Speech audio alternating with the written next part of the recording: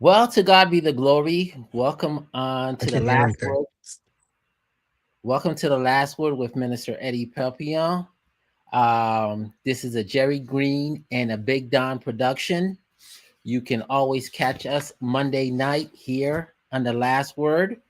You can always see us on the Roku TV, the Fire TV, the Apple TV, the YouTube Live, and the Facebook Live. Also, catch us on Cross TV, definitely on your Apple iPhone and the Android device. But better so, you should download the KMI app USA, the Jerry Green, the KMI app USA. Once again, you can catch us on YouTube Live under Big Don Production or the Jerry Green or the Facebook Live. Thank you for joining us tonight. Once again, this is Minister Eddy Perpignan with the last word. You can always catch us from 8 to 9 or on Sundays, Sunday morning from 8 a.m. to 9 a.m. Well, what a day it has been. I hope everybody was safe throughout this snowstorm. I believe we had definitely had a lot of snow. I'm not a fan, a favorite of the cold weather. Definitely not the snow. But if you have to shovel, you understand why. But hopefully everybody was safe. Well, today I have a special guest with me. I have no other than Dr. Von Potter. Yes, indeed. I got a doctor in the house today. And we're definitely going to be talking about some of the health issues, right? We all go see the doctor for some reason with our health. Dr. Vaughn, how you doing and can you hear us? I'm not sure. Can you hear me? You want me to do sign language? Well, his mic is on here, so it's got to be his mic. take the earphone off and talk to the computer. Take those off. Yeah, just talk straight to the computer. Yeah, because your mic is on here. All right, try it again. Can you hear me? No audio. I hear you. You don't hear me. Oh, okay. Let's try to do it again. Uh, Want to exit and try to come back in? Your mic is not mute, is it? No, it's not muted. Started. The audio dropped for me. I can't hear anything. Okay, you do not hear me. No, I can't hear you. I can just Wow. see you. You can see me, but you can't hear me. All right. You want to go out and come back in? Exit and come back in.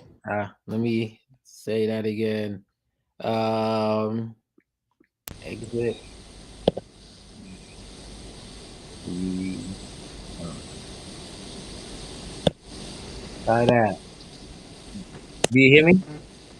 All right, let's start again. You're gonna exit and try to come back in. Wow.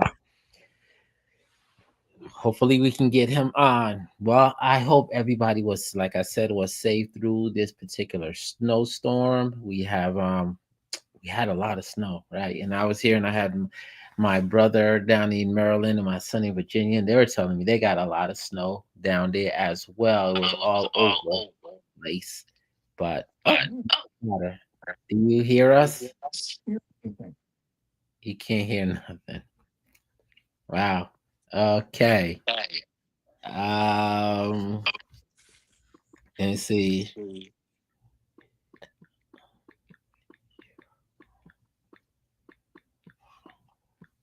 Instead of a laptop, let's try again.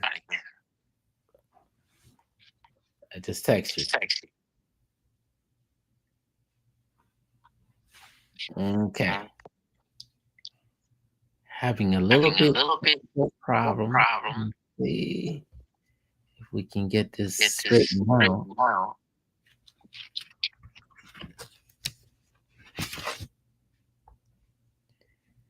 All right.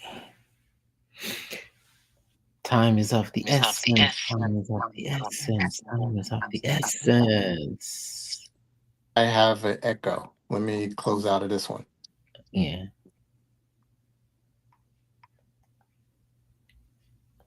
I can't explain it. Do you hear me? I can hear you. Okay, I can hear you. I can see you. Oh no. Wait a minute. What? It just cut. It just stopped, and I don't hear you anymore. You don't. Okay. Okay. Okay. I'm gonna try one last time. You trying to come in? Well, This is weird. Furry. Do you hear me? You don't hear me. Do you hear me? Testing. No, You don't hear me? You don't hear neither me. one. Hmm. Okay. Well, all right, Big Don. There's just nothing we can do on this side. Huh. No, nothing I could do. Wait, Everything reads I good just over hear you on my here. phone. You hear me on your phone? Now I hear you on my phone. Okay. I don't know why it's popping in and out. It's like I'm not doing anything. It's just you're here and then it goes. All right. You want to close one of them out because you got two things I open. know. Let's see. I'm gonna close this one out. You still there? I'm here. You hear me? Nope. Now you're gone.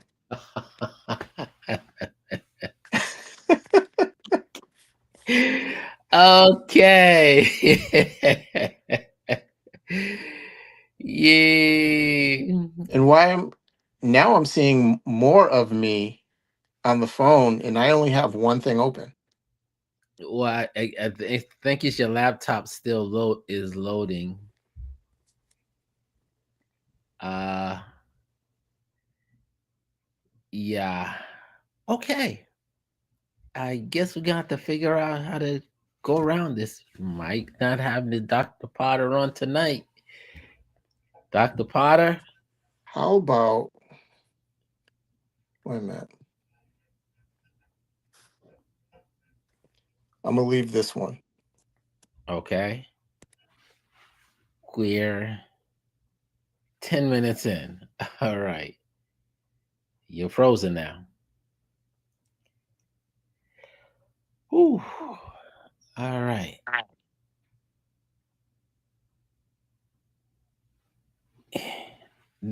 I see you now, but I don't, do you hear me? Yes. Hello. Hello? Hello. I called in. Now I can hear something, but I hear me too. All right. Can you hear me when I talk?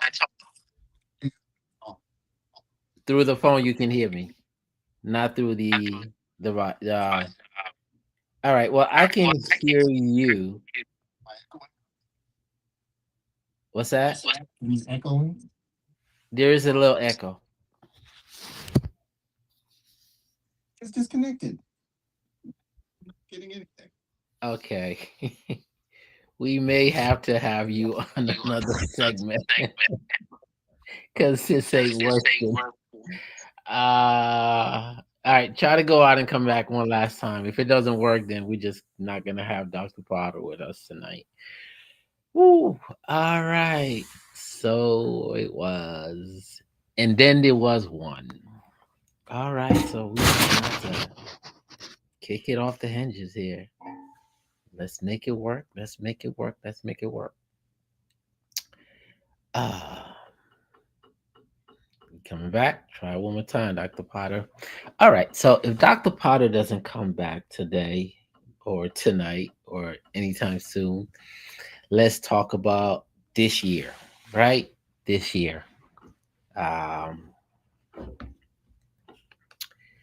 as anything else in life, We are always drawn to the newness of things. And every time the new year comes around, there is an excitement because new things tells us it's a fresh start. It tells us things are being renewed. Things are um, new again. Things are uh, at a new beginning in our life. That's why when we buy clothes, when we buy cars, you get a house or a new addition to the family, a baby. There's this ivory feeling of purity and goodness about new things. And this year, 2026, we're already 1 month into it, and everybody has celebrated and everybody was excited for 2026. Amazing things was going to happen, and expectations were set that people were going to do. As every year that comes, expectations are always set. Great things are going to happen, but the Bible tells us that do not put old wine into new wineskin because it will break. Why? Because if you maintain the same mythology of thought process in your life, if you still do the same mechanical activities, if you still continue upon the same habits, if you're always proceeding in this, if you did what you did yesterday and you're doing it today, then tomorrow you can expect the same results to come in, because nothing becomes of new if you in the individual don't change things. So it's almost like to saying, if I did this yesterday, the day before, and the day before that, and I'm doing it today, and tomorrow the results will be the same. Things may be of new because we're purchasing them, we're buying it, and yet, and that is an action in and of itself, because when you purchase it, when you're buying it, you are buying, or you are bringing forth accredited to a new thing. But if you yourself are not creating new habits, or following through with consistent habits that are progressing you to go to a place you want in life, then things won't change. So you could have started those habits last year, right? Let's say you started it in September, October, November, and you're carrying them. You say, you know what, I wanted a 60-day plan into the new year because of I wanted the first quarter of the first year, or out the first half of the year, or even if you're not having it on a timetable where it's not impeded by 2026, it's just that I developed new habit. Let's say, you know what, I started you decided that I won't be on social media as much. I won't binge watch television as much. I am going to um, put in a 10-minute, 15-minute segment of developing my mind. Developing our mind, or your mind, is the most important thing that you can do. Self-discovery is just a fabulous discovery. It's one of the greatest discoveries you'll ever do is self-discovery, learning about yourself. And often we do not take the time to learn about ourselves, who we are, what makes us tick, what makes us go, what triggers us, what aggravates us or gets on our nerve, or what makes us feel the way that we feel. So we are constantly bombarded by what society and the world does, but we do not worry about ourselves. Okay, Dr. Vaughn just texted me. He said he can hear. Okay, I'm going to let him know, get back on, or else I'm just going to continue this segment. Okay. All right. You on? I'm on. Do you hear me? I hear you. You hear me? Okay, yeah. All right. Okay. I don't know what that was all about. It it might have been me because when I was adjusting the volume on my iPad, Mhm. I saw that it was still connected to my earpods. Now I took them out because I couldn't hear you, but for some reason it was probably still connected to them. iPad. All right. Like this says, maybe not the device sometime, is the user. But that's another episode. Let's rewind. Let's rewind because we're 15 minutes in. And I just started to do a whole segment right there. I know. So I'm going to curtail or curve this segment that I started doing into you. So what I was saying is that I started saying that, people have high expectation when we buy new stuff. There's a great feeling that comes when we purchase a new stuff, when we purchase a new house, a new car, or no purchase new clothes, or we're doing some new activity is good. Or if we have a new addition to a family, a child is born. There's this great feeling about newness. And so we've gone into the 2026 years, and it's high expectation and high hopes for 2026. Amazing things are going to happen. Great things are going to happen. Now, not necessarily that it has to be goals set in 2026. People could have been following with goals from 2025, as long as those goals were progressing, taking them to a new dimension. Because I was saying that if you did what you did yesterday or the day before, last week or the week before, and you're doing it today, you can expect the same results. Because if you can continue the same habits or the same traits or the same way of thinking and doing the same activities, you can expect the same exact results. So I'm going to turn the wheel of the conversation over our health. Now, since we have Dr. Potter in here, when we go to the doctor, most of the time we go to the doctor because we are concerned about our health. The human body is the greatest device, is the greatest equipment, is the greatest asset on the natural resource of this earth. There is nothing greater than the human body. Even God illustrates this, the fact of how grand, how marvelous the human body is. Because remember, God said, "Now I made this, I made man in my image." So there is nothing else that He made in His image. So the human body, the human form, the human design is the greatest design there is. And God gives an equate of the value of the human body. He said, "What profit the man to gain the whole world and loses his soul?" In the human body houses a precious treasure called the soul. It gives it self identity. The spirit gives us the identity of God. So we have a spiritual relationship with God through our spirit.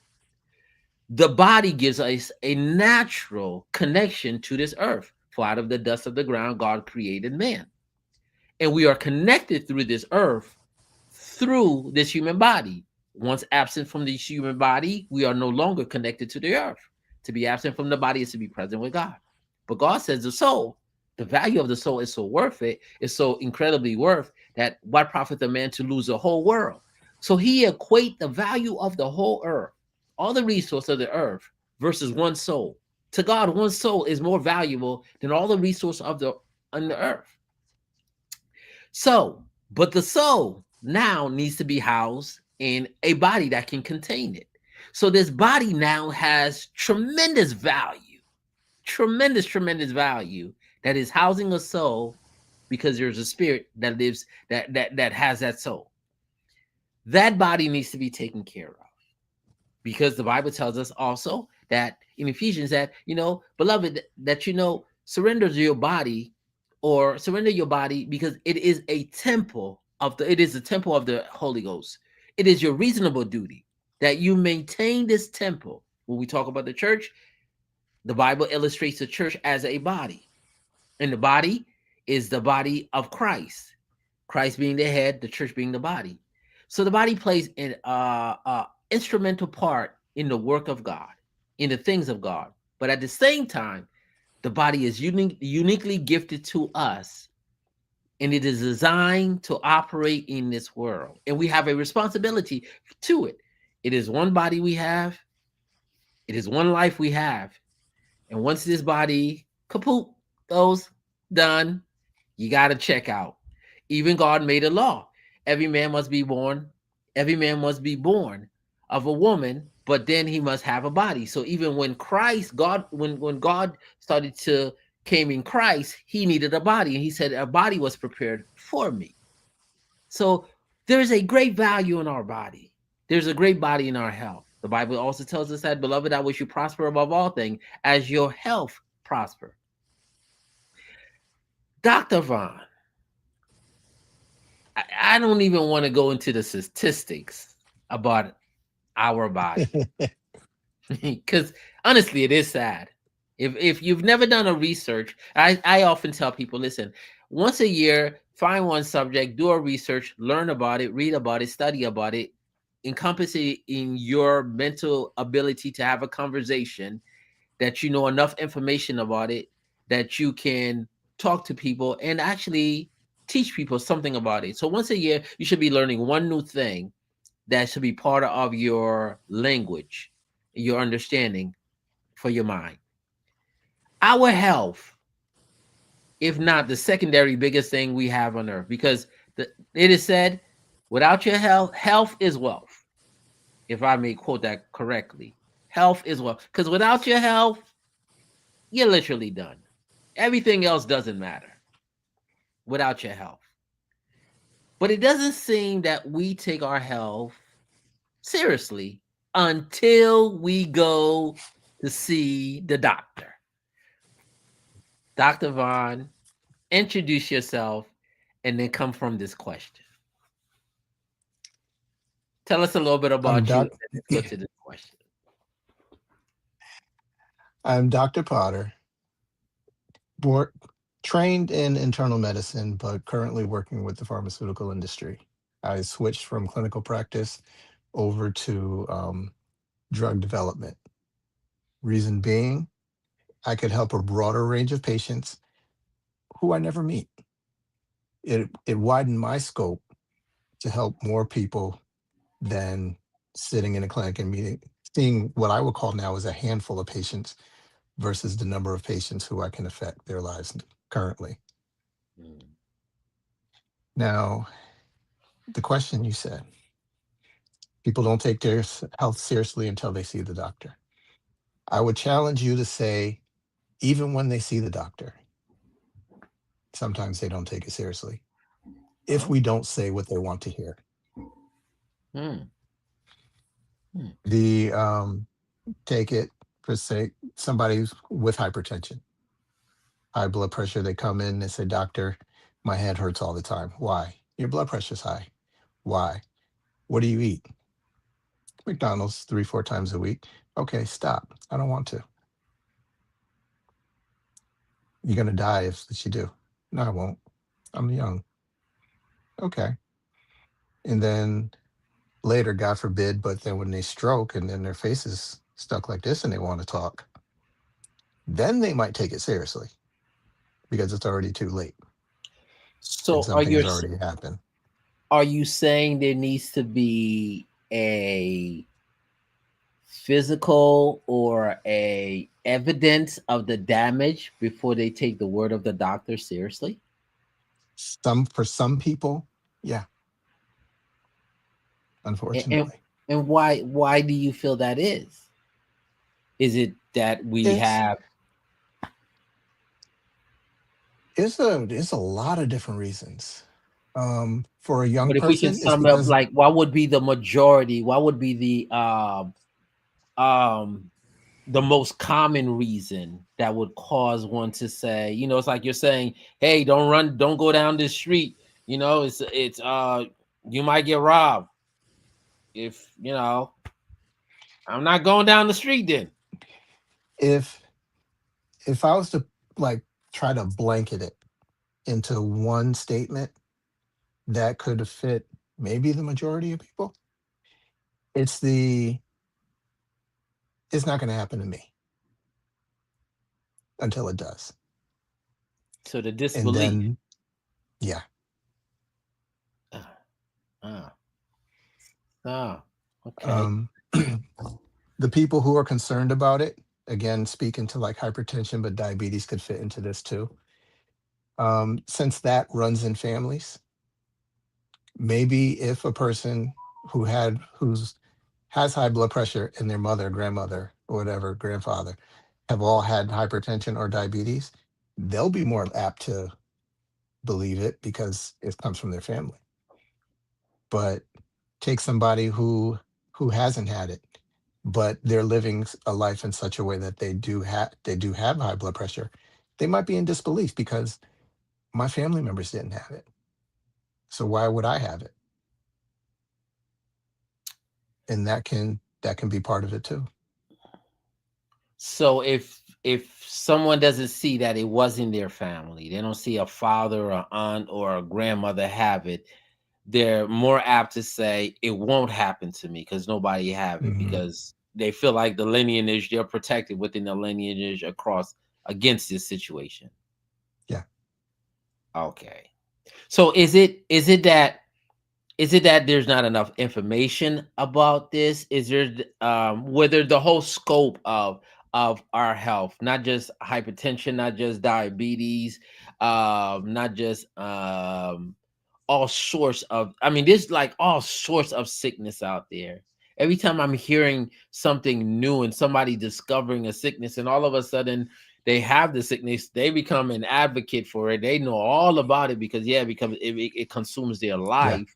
But is there not enough information, or is it like it's not being taught at the right places so that it doesn't seem important to us to get it?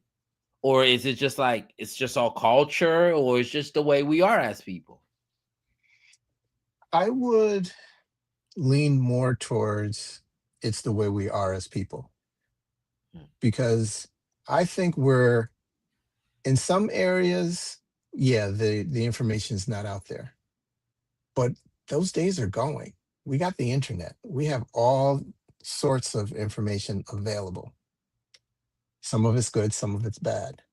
So we're almost getting to the point to where we can't say there's not enough information out there. We could also talk about access.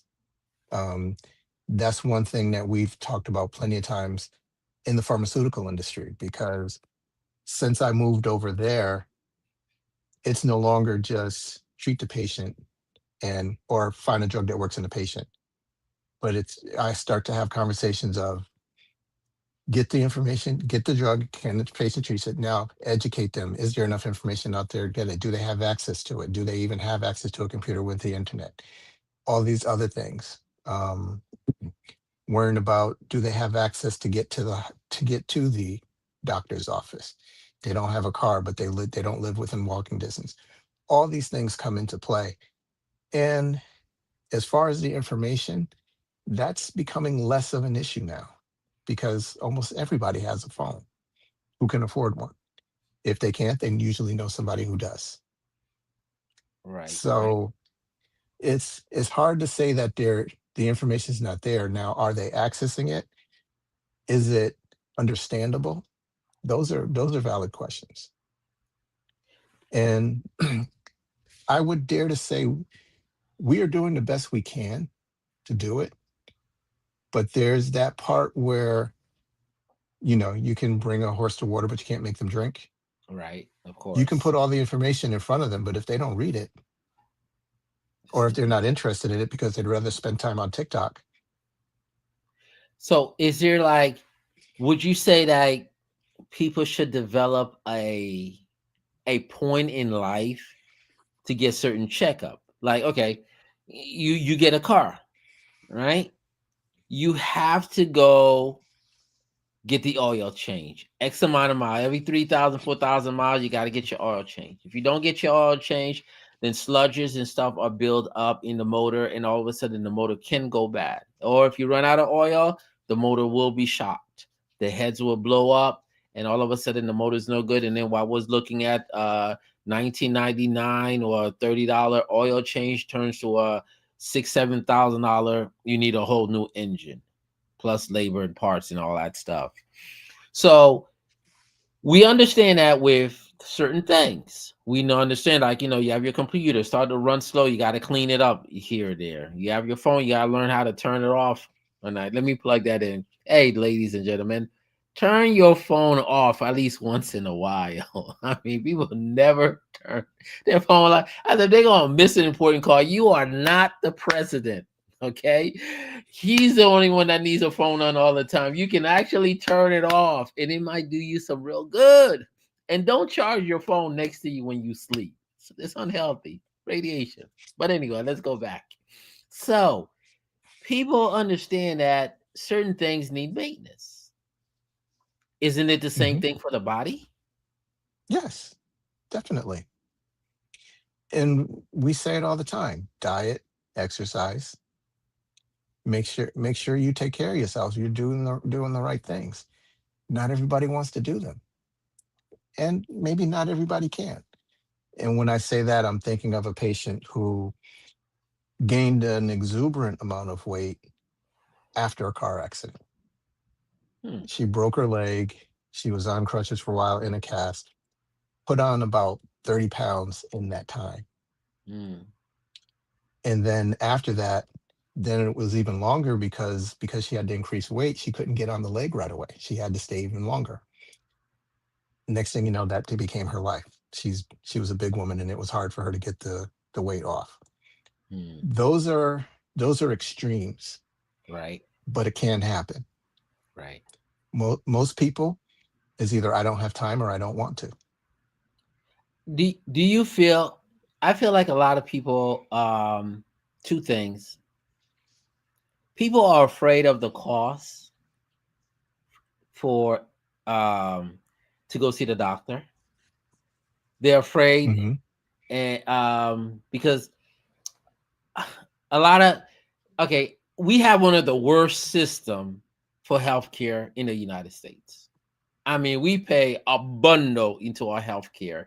It is one of the ongoing most rising costs in the United States, and we have Congress politicians who knows they don't want to figure it out because there's enough lobbyists putting enough money to keep it just the way it is, broke because they're making billions and billions of dollars. So people feel like, oh my God, if I go to the doctor, it's going to cost me this amount of money. It's going to cost me that amount of money. It's going to cost me that before all my deductibles, while I pay all my deductible before it actually kicks in. And so one, I feel people are afraid of the cost when to go see the doctor. It's almost like sometimes people go see the mechanic and they hear, oh, no, nah, it's not the hose. You need to get this and that done. And people have that fear. Hmm. The doctor might say more than he needs to say. You know, he like, listen, doc, I wasn't asking you for all this. Now you're telling me what? I need to have. I knew a dear friend.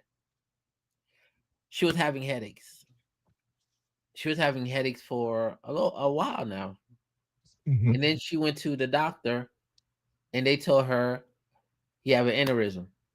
You have to have surgery right now, or you're gonna die. That's what they told her. She Hmm. had the surgery, calling her family, scared to death, but she felt pressure that she had to have the surgery because that word, death, is imminent for you. She had the surgery. She was never the same. She was basically a vegetable. So people have that fear, like, I would rather live with it than something else bad happen. Like for Hmm. a lot of men, especially brothers, we don't go get our colon checked.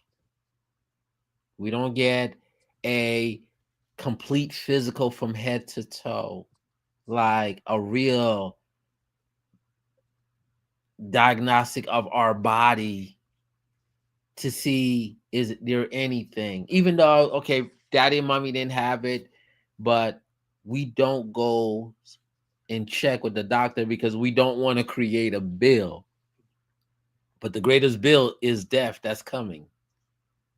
So what could we do to educate people to overcome that fear?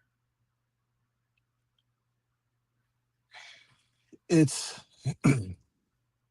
that's hard because we can talk about overcoming it, but because we're not living that person's life and we don't know their financial situation, we can't really appreciate the bills that they have to pay. It's gonna be hard because I can talk about it too. We talk a lot and joke about my obsession with cameras. And yeah, I have to save to buy a camera. But once I get that camera, what I hear is, oh, because doctor, yeah, you can afford it. Yeah, I can, but I still have to budget just like the next person. It might be easier to budget, but I still have to do it. And it's the discipline that I have that helps me manage my finances appropriately. Otherwise, I could be in debt too. And it's what some of us are missing. We feel like we can't budget. Maybe in some circumstances we can't. Maybe we're not making enough in the places that we're living. We can't find a place that's affordable and everything is too expensive. Okay. But I remember when I was a student working in New York in the emergency room, a woman would come in and bring her child in because the child needed a band-aid. And I was like, why are you bringing the band-aid? My child needs one. I came here to get one. You couldn't afford one from CVS? No. Meanwhile, the Oh, child has a brand new pair of sneakers. oh my goodness. Yeah, yeah. And Well, this, yeah. so it's not like the money's not there. It's just, where is it going? Right, right. Okay, that's a very good So, point. But I do feel that there's a quote that Steve Jobs said in his book, um, the autobiography book, which is a good book. He said, "Eat your food like it's your medicine, or later on, your medicine will become your food." And that's I ponder that quote often here at the time when I'm deciding I want to really splurge on something crazy, food wise, like let's just say, I hmm try to stay. I don't eat fast food. I used to love fast food. I think like hmm fast food is it's the convenience of it. It's cheap. It's convenient. Let me grab a burger, whether it's Wendy, whether it's the Popeye chicken that used to be slamming then back then. That's Popeye chicken, the sandwich. Them That used to biscuits. be but yeah, or McDonald's. It's just the convenience, or the fried chicken, or hmm the mac and cheese, and people are paying for convenience Yeah. while they're wasting money on health. And so you're It's saying the budget. because the convenience in the moment becomes more important. There was one kid that I was talking to, young 20s. I was getting on him about his shape because he was a young kid, but he was, every time I see him, I started to see that he was rounding out, too young for that. And talking to him, he's like, yeah, he doesn't eat right. He eats out a lot. He travels a lot, so he just picks up something. And then I asked him, I said, well, if you had 20 minutes to cook a meal or to go to the store and get something like a Subway or whatever, what would you do? He said, I'd rather buy the sub. And I was like, why? If you have time to do it, why not? And he said, because it's just easier. And I don't have to worry about it. True, true, true. And so with that mindset, yeah, he'll get bigger and bigger until he's got to do something about it. And then it'll be hard to break the habit. Right. So you said something. Okay, that's very important. You're leading to where I want to go. So eating is a habit. Yeah, yeah. Yes, And it's a eat necessity. right. It is a necessity in a sense that you have to eat to maintain, but hmm how we eat is developed through habits. Ho- what are some practical things an individual can do to either break the habit before the habit breaks them completely, or to better this habit? Um, to me, in my opinion, it all comes down to willpower and commitment. Well, you have to give us something better than The, that, because the willpower, the re- most people do not have do not willpower. have it. And I will say that's live. Most people do not have willpower. That Dr. Vaughn, that Dr. Potter, whatever other doctor you want to add behind it, is hard for the human being. I realize that, and I will admit saying that because I'm good with willpower. Um, I break every once in a while, but for instance, um, and I'm saying it online now that I go to Ghana every year for a missions trip with a friend from medical school. When I got back last year, I decided that I was going to cut a lot of sugar out of my diet because when I'm there abroad, all of a sudden I start craving sugar. And to a point, I need it, yes, but not like I'm craving it. And it's just because over here, all the food that we have in the diet, there's so much sugar in it that even when you avoid it, you get it. Yeah. And so when I'm over there and I'm eating foods that don't have sugar infiltrated in them, I'm like, huh, I just want some sugar. And it only takes me about a week before I'm craving sugar. Hmm. Hmm. But when I got home, I decided I'm not going to eat so much sugar. Candy's fine. I can go without candy. For Right. me, I drink most of my sugar. Fruit Right. punch. Right. I don't drink soda that much, but you give me a drink that has the word fruit in it, I'm like, okay, I'll take Right. it. I was drinking orange juice every day because, okay, it's orange juice. It's healthy, right? You Right. should see how much sugar is in that. Right. Hmm. And it was to the point that even though I was exercising and drinking anything, but I was having 2 or 3 cups of orange juice every day, I was a borderline, my numbers were getting high as if I Hmm. was almost a diabetic. Hmm. Hmm. But Hmm. when I cut out the orange juice and I drink predominantly water now, my numbers have gotten better. Now, granted, do I still have a soda every once in a while? Yes. Do I still like to drink my fruit drinks? Yes. But where I might have been having 2 or 3 cups of orange juice a day, now I'm like maybe 1 cup of orange juice a month. Wow. That's extreme. So it's that's what I had to do to cut it out. And because I Yeah. know I'm still getting sugar from everywhere else, I Hmm. have a bowl of cereal. There's sugar in it. So I eat it's potatoes. it's There, hard because it sounds like in our society everything is geared more for our taste than for our health. So how does one get around that? I mean, that's like, if I too much sugar on this side, I'm doomed. Too much salt, I'm doomed. Too much seasoning, I'm done. I mean, how does one get around that, or to take care of their health? make your own food. Wow. No, he didn't. What do you Yeah, I think went this is? there, Back but it's 1980s? I wish I wished I was in touch with a guy who that the last couple of years I went he accompanied us in Ghana. Older gentleman, excuse me, but he worked for colleges and he was in agriculture and he was a component of growing your own food. Hmm. And we talked a lot about it. He taught me a bunch of things that I didn't know because I was born here in the States. I'm used to you want to make your own food, go to the grocery store and get it. Right. But he's like, no, you want your own food, you grow it and take it from the ground.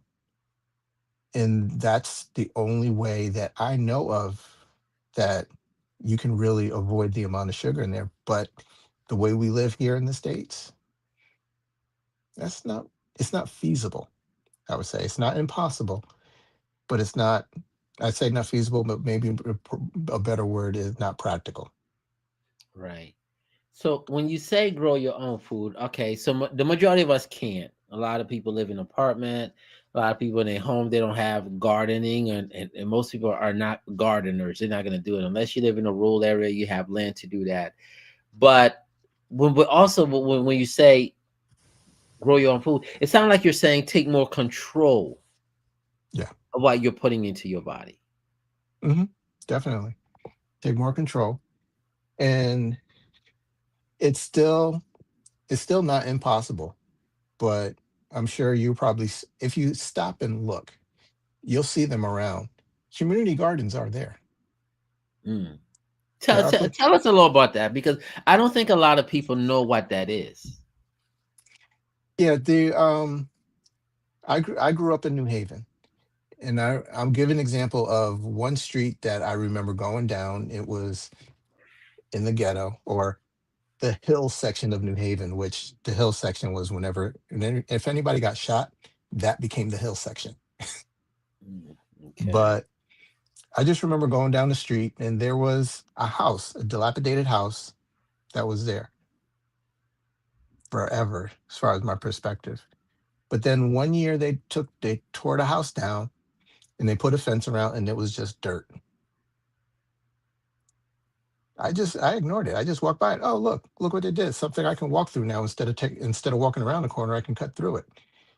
And then when I started learning about community gardens, I realized that for all those years, I've been walking through one. It's just nobody used it. Hmm. It was Somebody had the idea of, hey, let's put a community garden here so that the people who live within walking distance of the area can plant their own tomatoes, can plant their own vegetables, and have their own vegetables. They probably, just like I did, was completely ignorant of the fact that that was one, and just walked through it. Community The garden. Most of the community gardens that I see now that I'm aware of that actually get used are in the more neighborhoods of higher economic status people. Suburban. Yeah. Okay. And I can't say it's because they have the time to do it, but maybe they just make the time to do it, or who knows? Maybe it's a woman whose husband is working and she has the time to do it, or vice versa, or a guy who just really likes gardening. And so he spends his weekends doing that. So let me ask you, does would you say to what extent would you say does eating affect our thinking ability? Um, 50 to 80%. Wow. And I might be a little low. You're higher than I thought. Wow. And I say that because, um, yeah, take Ritalin, for example. Ritalin is synthetic caffeine. Right. You take that, you can focus because, you have that high dose of caffeine, you can focus for a little while. Yeah, you could take that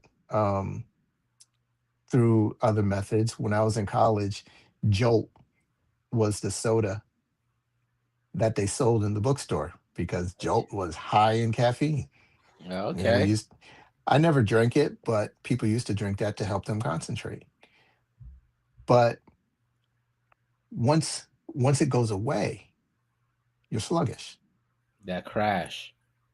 That's why one of the worst things to have in the morning, let's say you're heading to work and you grab a coffee and a donut. Quick, right. You get that sugar, you get that caffeine, shoot you right up. You wake up, yes, got my coffee, I'm ready to go. 2 or 3 hours later, you crash. And it's not like a rise and a subtle decline. It's a rise and a decline. Hmm. And so Hmm. you get that person in that meeting like, yes, I'm really attentive. 5 minutes later, Hmm. and what do they say? I need another coffee. Exactly. So is there a little bit of addiction because most people like I can't function till I get my coffee.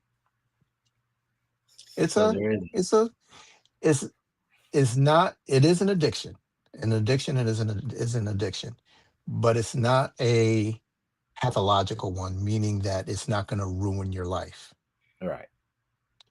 But depending upon what you're to get that caffeine, what else are you taking with it? Do you like your Do you like your coffee with a lot of sugar? I do. That's why I don't drink coffee. So Hmm. it's like, what are you getting with it? So people can get the coffee or what they want to do, but they could be getting all that sugar too. And There goes there goes the weight because now they're storing all that sugar. They drink it with a lot of cream. Okay, there goes your cholesterol because you're getting all that cholesterol.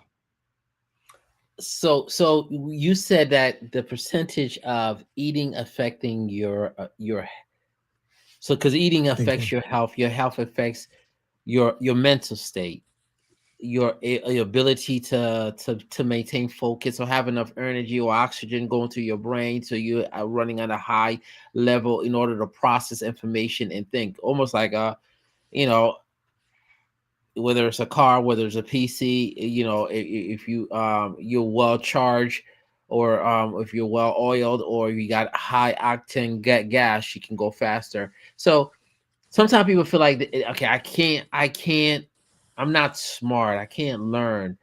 Could eating be a problem, a disorder that the person have because of the habits they have, that's causing them not to be able not to be able to have focus, laser focus, or to stay centered on something? yeah, it could. Eating the wrong foods could cloud your thought process. A lot of fatty foods and again, sugary foods, they can make a person, their thinking could be sluggish as well. Yeah, when you have all that energy for that moment, your energy, you're ready to go. You're ready to go. But over time, um, it builds fat. Fats are lipids in the body. Our neurons, our brains, they have what we call a myelinated sheath around them. That sheath is lipid. So the more fat you have, the more fat you have sitting around your neurons, the processing just can get a little slow. Hmm. The synapses is supposed to work well because you when you have the right amount of fat around it, Right. the neuron, it just travels. It utilizes the fat, it uses as an insulator, Okay. and it can travel fast. Put too much there, it has the contradicting effect. It slows it down. Hmm. Hmm. So you'll get some people who bodies react that way. Yeah, they got too much sugar. They're just sluggish. Don't feel like doing anything, and that's just the neurons I'm talking about. But when you talk about a person carrying the extra weight, if they're not used to doing that, then it takes more energy to move around. It pains me, but you ever go to the grocery store and you see a person leaning on the cart Yeah. just to get their groceries and they're Yeah. walking real slow? Hmm. I can't stand that. Hmm. But I don't know. It's not like I'm going to go to the person and say, get off the cart and exercise. No, because I don't know what happened in their life that put them to that point. But Right. seeing them in that point, it hurts my heart. Hmm. What would be like three practical things you would give the audience if you said, I start here, start with this. Now, you've given me a key thing: taking control, growing your own food. That means cooking your own meal. Don't taking more control of your health. But what would be three major other practical things you can tell the audience that, okay, maybe Dr. Potter said this. Let me try this first one first for the first few months, and then I can go to the second one and so forth. It's all going to be around diet and exercise. Okay. But what I would say, especially for the diet part, it's I some of my friends they call me Dr. Water Dr. Order. Okay. because I'm like hydrate, hydrate, hydrate, drink some water. It's like, well, I'm hungry. Drink some water. Put the water in your stomach will expand, and you may not be hungry. As far as the feeling of hunger in your stomach. Now, for people who eat for taste, they're like, I don't like the taste of water. And it's like, I just want to taste something good. That's a little harder to fight. But as for just having the feeling of something in your stomach so you're not getting the hunger pains, water will do it. And it won't last as long as a meal because there's not much to water that your body can feed off of. So it's going to ask for more. But think about it. You get hunger pains. You're like, oh, my stomach hurts because I'm hungry and it's just growling. What's happening is your body is saying, I need some energy. So let me pull from where there is some. So it's going to eventually start pulling from the fat stores you have on your body. And when you feel that and then you eat, your body's going to say, "Oh, well, I got some right here. I don't need to take it from anywhere else. So I'll just take this and I'll just store the excess." And then you just build more excess. But if you actually deal with the hunger pains, and that's where I say drink some water, your body's going to break down the fat. The water will help with the breaking down process. As long as you're hydrated, your systems will move and go appropriately, and then you can eventually lose some weight if that's what you need to do. If you have excess weight, you can lose weight. If you're at the right size for yourself, that'll just help you continue to do what you're doing a lot better because your body is cleaner and leaner. When it's when it's not, when you got all the extra sugar and all that other stuff to have, things don't move as well. So a little bit of pain to give you a good gain. All right. All right. Y'all hear that? So hunger pain are not that bad. Might cost you a little bit, but it gets you into a good place. Another question I want to ask you.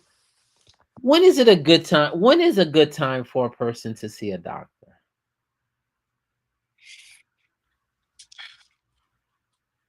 You mean like at a point in their life? Yeah. Should I get a physical when I'm in my teenage year, my young adult years, or later on? When is a good time to say, you know what? Think I should go see a doctor? Or how Uh, often, also, and how often should a person see their doctor, a you primary to physician? First question was all of the above, you know, when you're 18 or when you're going. But yes, when you're younger, you don't need to see as frequently. But that's why in our school systems, they necessitate physicals every so often, just because, after a few years, things change. Okay, here's a checkpoint. How are things going? Then you go a few years, you get from sixth grade to 10th grade. Usually, I think they do it every other year. But, you have checkpoints. When you get older, you don't you don't need as checkpoints as frequently because you're not growing as frequently. So I would say when you're in your 20s to say early 40s or maybe just about 40, you can go maybe every 2 or 3 years. That's for a person who's perfectly healthy. If somebody has issues, if the person does have diabetes, that goes going frequently. If you come from a family that has diabetes, hypertension, and heart disease, you should check a little bit more frequently. What does frequently look like for a person?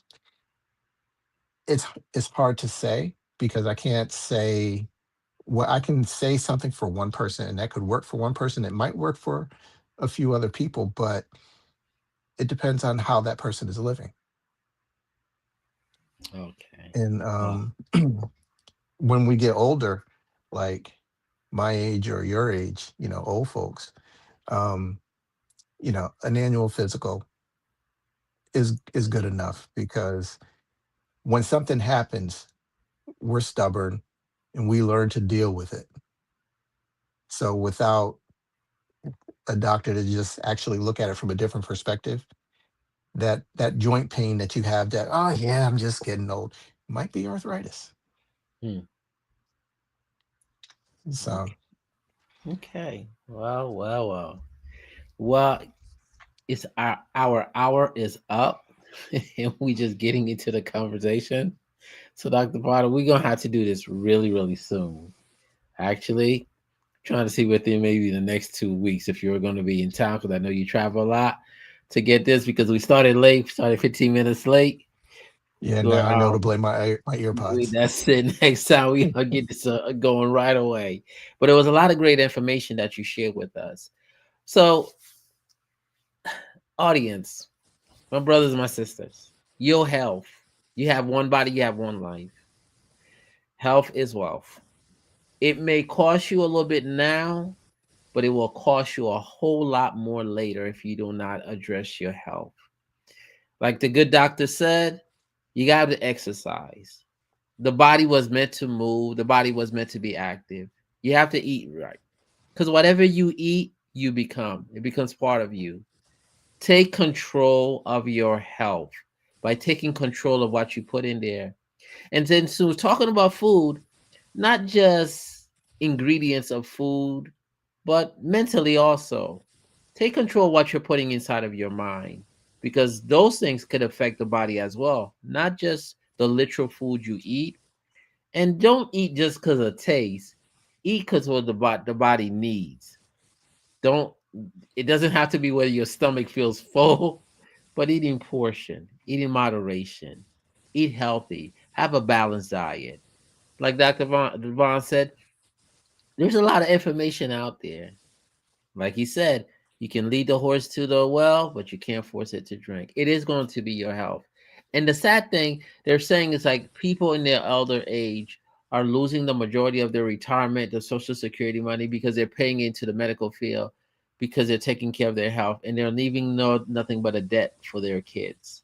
So for the next generation, your kids want you around, but they want you to be healthy. They don't want the burden of having to take care of you all of the time because of health issues. So please take care of your health. I am Minister Eddy Perpignan on the last word. Today we had Dr. Potter, and we're going to bring him back real soon. Catch us on Monday nights and on Sundays. Monday nights from 8 p.m. to 9 p.m. On Sundays from 8 a.m. to 9 a.m. This is the Big Don and the Jerry Green production. Catch us live on Facebook. Catch us live on YouTube under the Big Don production. You can see us on the Android or the Apple devices. Catch us on Cross TV, Apple TV, Fire TV, and Roku TV. May God bless you. Listen, the Bible says, surrender your body, which is your reasonable duty. Surrender your body as a temple unto the Holy Spirit. The Holy Spirit dwells inside of you. Give him a clean, active temple. The worst thing that God wants to do is have a house which is as dirty and he can't do nothing with it, which is a house or a mobile that you can't even drive it. He wants an active body so he can take you and do great things with you. May God bless you. And Dr. Potter, thank you so much for being with us. I will see you soon. God bless you. All right.